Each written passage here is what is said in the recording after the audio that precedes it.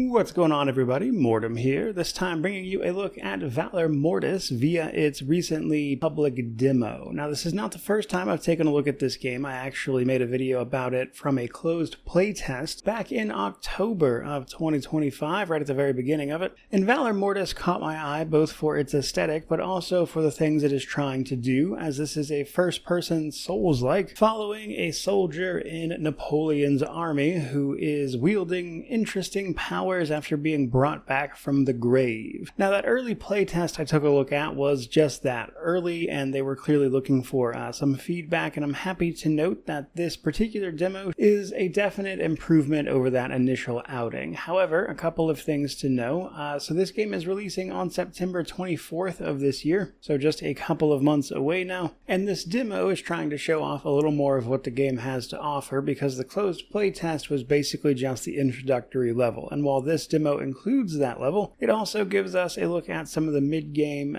messing around with some different powers, things like that, and at the very least leaves me with a few questions, as any good demo typically would. In my case, though, particularly around progression and how that is going to pan out. Now, with this being a Souls-like, I don't believe there is any intention to add any varying difficulties. Not that Souls-likes haven't been experimenting with it, but I haven't seen anything like that in the game thus far. And so let's talk a little bit about the story. So as I mentioned, we are playing as a soldier in Napoleon's army. In particular, a guy named William, who is brought back from the grave, who just so happens to be chock full of a plague that has been ravaging the countryside, which is causing all sorts of madness and corruption that we see all over the battlefield and through the enemies we are fighting, seemingly a consequence of some sort of experiment gone wrong, as we're using all sorts of strange elixirs, which probably isn't a good sign at the very least, but our main goal really is to figure out what is going on both behind the plague and our own resurrection. Why have we been brought back? What's with these visions we're seeing everywhere, that kind of thing. And we are naturally going to do that by tearing our way through the unwashed hordes. But speaking of tearing our way through, for a first-person Souls-like in particular, I will say gameplay-wise, it is a little shocking to me just how much movement and verticality is involved here, even if the levels that they've shown thus far seem to be not exactly linear, but relatively linear. Now, a big question I had personally is about the progression system. So we see two different chapters here, basically the beginning one and then one halfway through the game or so once we've unlocked some powers. Now, much like any Souls-like, we're going to collect experience as we kill enemies. In this case, it is called Catalyst. We're going to take that back to a checkpoint, and then we're going to spin that to level up. In this game's case, however, leveling up is not a series of stats, but rather a series of perks, or like a talent tree that you will pick, and then at certain intervals of investment,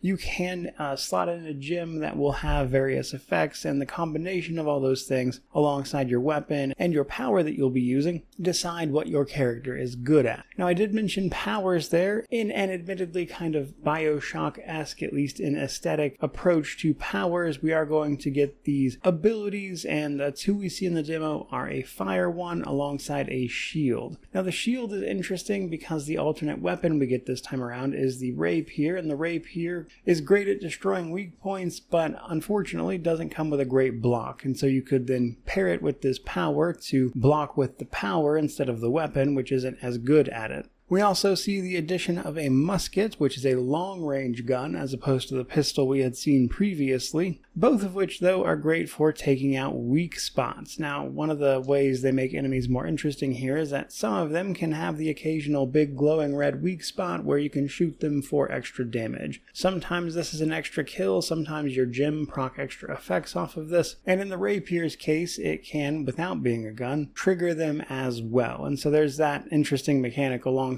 your usual display of things like blocking, dodging, and parrying out of the way, with the exception being that this time it is in fact first person, which is a little limiting camera-wise in terms of blocking all of the incoming damage. There's also your typical posture mechanic. As you beat enemies, they will eventually get broken and be vulnerable to a follow-up attack. So far, so good. Now, there are a few environmental interactions I noticed while playing this, like, chucking carts down pathways alongside the ever-present explosive barrels, but What was more interesting to me really was all the methods of traversal. So we saw things like wall running, jumping across branches, and getting pretty airborne at certain points via a grapple hook as well. And that with a surprisingly fast pace of just like general movement. There is more going on here in terms of getting around the battlefield than you would probably expect, which I thought was interesting. Curious to see if that is going to be more gimmicky or if it's going to be like heavily involved in later encounters.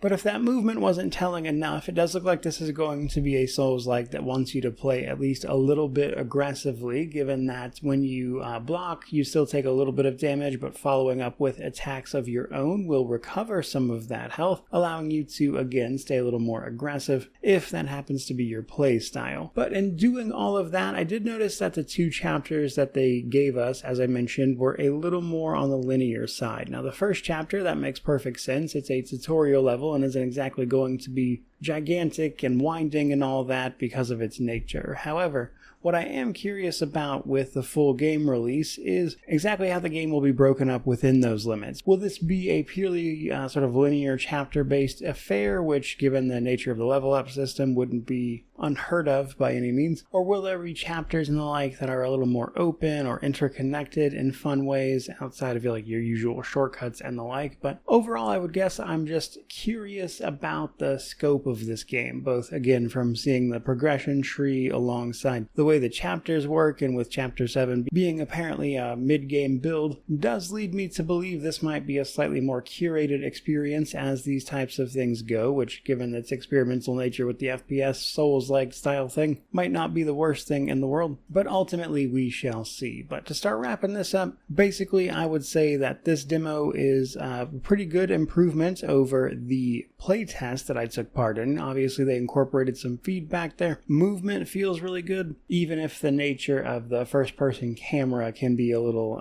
awkward at times, especially when you're in larger battlefields with multiple enemies coming at you at once. But beyond that stuff, I'm curious to see what kind of powers and combos can be acquired and made use of here, and overall, it's looking like this game is moving in the right direction ahead of its September release date, and obviously I will cover it when it launches. However, I will note one more thing before I take my leave, and that is that the bosses present in this demo have a second phase, and the mechanics and aesthetic of this game lead me to believe that this is probably going to be the type of Souls-like that loves a second health bar phase. Primarily being because you are utilizing these like tonics and mixtures to cause all these mutations and things in people, and it just seems like the kind of game where you're going to have a fight with a relatively normal-ish enemy who then, once you kill that first health bar, is going to use some potion or tonic to mutate horribly and become an entirely separate boss fight. And if I was a betting man, I'd say the finalized release of this game is probably going to do that at least like 5 or 6 times. But I suppose that's neither here nor there, because in the meantime, I would love to hear what you guys have to say about this one down in the comment section below, which of course means to like, comment, subscribe, all the YouTube jazz. But regardless of any of that, truly, just thank you so much for watching. I really do appreciate it. May you wander in wisdom and have an amazing day.